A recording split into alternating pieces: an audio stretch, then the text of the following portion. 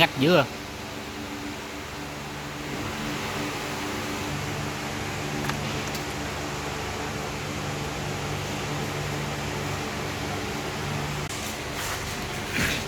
Đây mình lợn tôn bấm DV, bấm cái đây nó gắt nè, tiết kiệm cho chủ xe giàu thêm nha. Đó, gắt rồi mình kẹp tôn bấm lại và mình làm bao xài luôn. Này mệt nghe 200 nha.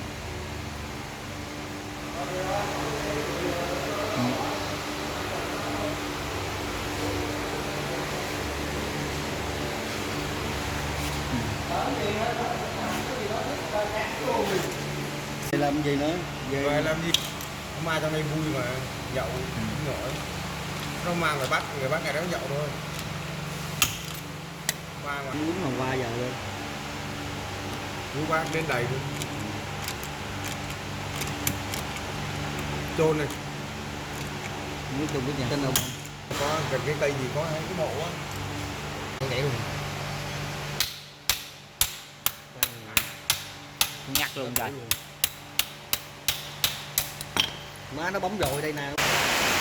đó không là phải em bước là con cháu là nó chết nó chạy chứ. Đã sơn hoàn thành nha anh em, đẹp như ghiên luôn, không ai biết bị đụng luôn nha.